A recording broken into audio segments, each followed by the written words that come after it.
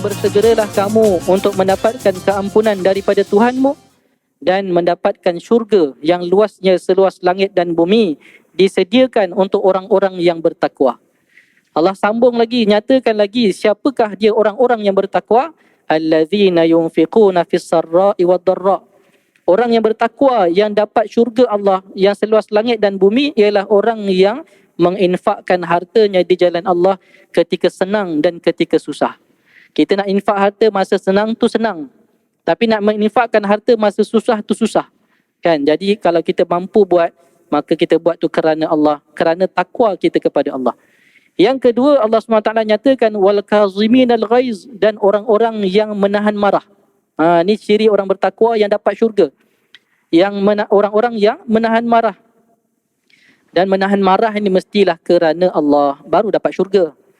Ada orang marah, menahan marah tapi bukan kerana Allah. Dia tahan marah sebab apa? Sebab yang dia marah tu bos dia. Cakap lebih-lebih nanti kena buang kerja. Orang yang dia marah tu orang berjawatan daripada dia. Jadi dia tak marah. Tahan marah kerana apa? Bukan kerana Allah.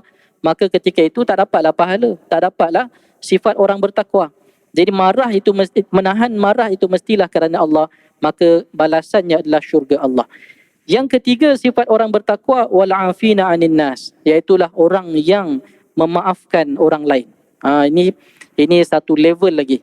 Dan Allah Subhanahu Wa Taala nak tunjukkan dalam ayat ini betapa kita ni bukan sahaja disuruh untuk menahan marah semata-mata, tetapi sampai satu peringkat lagi untuk nak membuang sifat marah dan panas baran adalah memaafkan sesama manusia.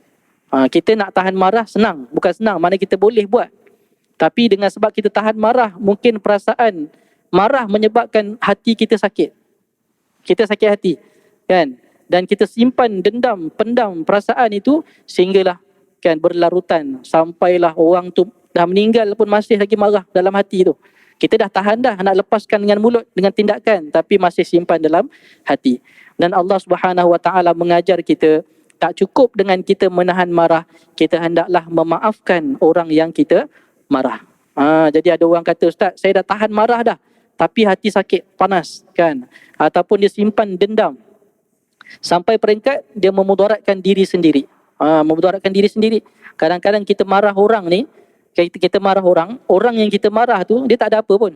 Dia tak ada kesan apa pada diri dia. Tapi yang kesan ni mudarat ni pada siapa? Pada orang yang marah. Contoh kawan tu lalu depan rumah kita langgar pasu rumah kita. Kan pasu jatuh pecah. Kawan tu naik motor, dia dah jalan dah. Dan mungkin dia pun tak perasan. Dia tak sengaja dan tak perasan dia dah langgar dan jatuhkan pasu depan rumah kita. Kita nampak dia jatuhkan pasu tu, start daripada hari tu kita dendam dengan dia. Ni orang ni memang tak puas hati lah. Kan? Kita marah, sakit hati dengan dia. Sampai kawan tu dah meninggal, masih marah lagi. Kawan tu tak ingat, tak tahu apa pun. Jadi yang sakit, yang susah hati tu siapa? Orang yang marah.